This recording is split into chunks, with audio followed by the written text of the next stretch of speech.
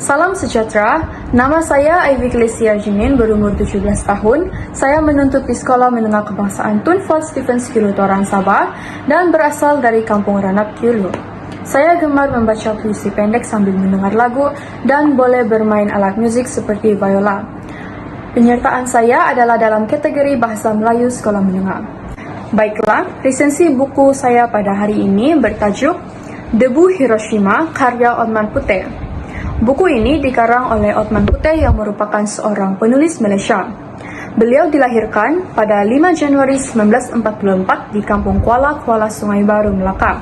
Selain itu, beliau juga aktif menulis dan sering menyumbang dalam majalah bulanan seperti Dewan Pelajar selain mengarang antologi dan novel. Terdapat lebih kurang 146 buku yang dihasilkannya, termasuklah buku Debu Hiroshima ini. Buku ini menceritakan peristiwa 6 Ogos 1945, yaitu pada 64 tahun yang lalu di mana bom atom digugurkan oleh Amerika untuk memusnahkan Hiroshima, Jepun. 3 hari berikutnya, yaitu pada 9 Ogos, Bandar Nagasaki pula dibom. Bom atom yang buat pertama kalinya digunakan dalam sejarah tamadun manusia ini meninggalkan kesan yang amat dahsyat.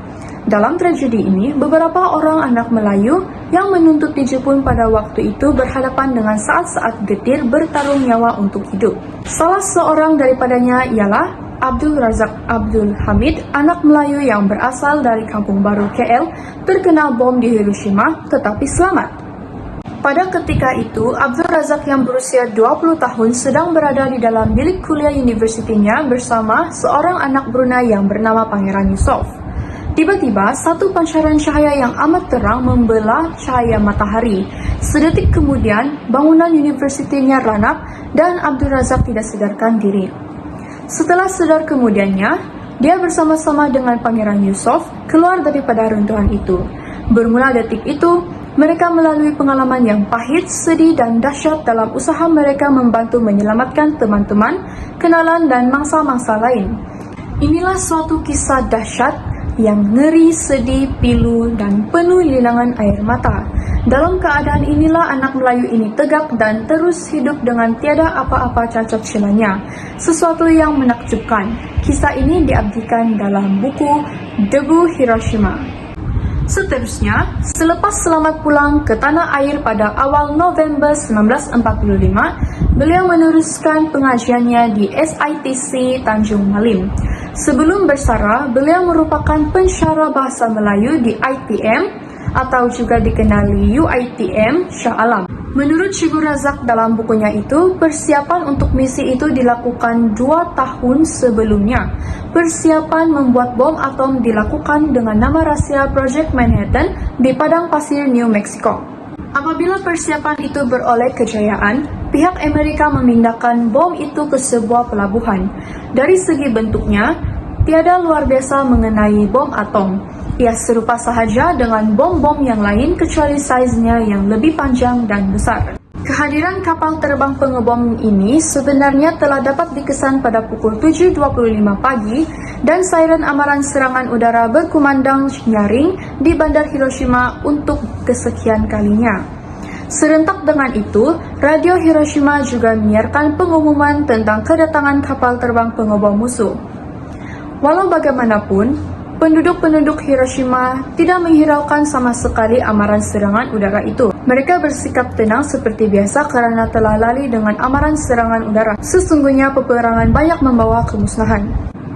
Seterusnya, saya akan mengulas novel yang bertajuk Hujan Pagi, yang dikarang oleh S. Samad Said dan diterbitkan oleh Dewan Bahasa Pustaka Kuala Lumpur pada tahun 1988. Hujan Pagi adalah sebuah novel tentang keresahan penulisnya terhadap kebebasan yang dinafikan, tentang kebenaran yang disekat dan disembunyikan keindahannya, sehingga yang terlihat hanyalah keburukan.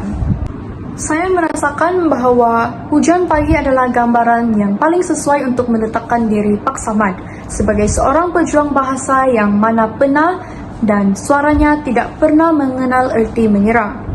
Novel ini mewakili jiwa Pak Samad yang mengimpikan sebuah hujan pagi yang mana beliau bebas melahirkan pendapat dan buah pikirannya.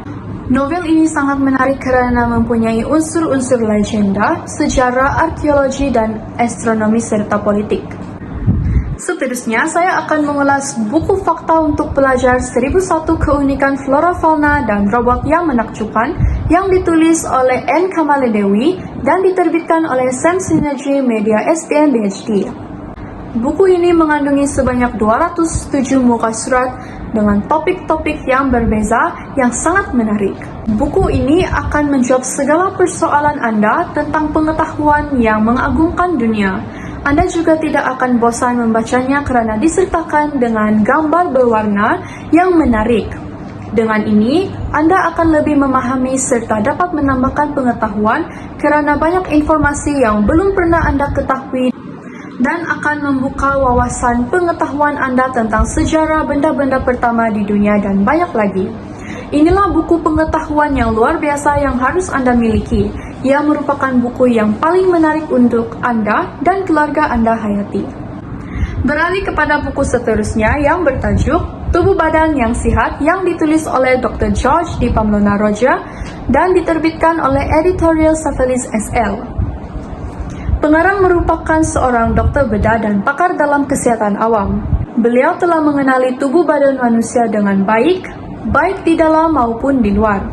Beliau mempunyai keupayaan yang sangat baik untuk berkomunikasi dan mendedahkan pengetahuan saintifik menjadikan banyak kerumitan mudah difahami. Buku Tubuh Badan yang Sehat ini mempamerkan nilai tubuh badan manusia yang luar biasa, menjelaskan fungsi setiap bahagian badan dan setiap organ dan memberikan nasihat berharga untuk menjaga tubuh badan agar tetap sehat dalam keadaan fisikal yang baik. Akhir sekali, buku yang bertajuk Jus Sehat ini juga dikarang oleh Dr. George D. Pamplona Roja dan diterbitkan oleh Editorial Safelis SL. Buku ini mengandungi 351 muka surat, termasuk senarai indeks menurut penyakit, jenis minuman, dan bahan-bahan. Buku ini menerangkan khasiat minuman yang sehat, yang mana selain daripada memberi kita kelezatan yang enak, ia juga menyumbang kepada kesejahteraan tubuh badan dan membantu memerangi serta menghalang banyak penyakit. Sekian daripada saya, terima kasih.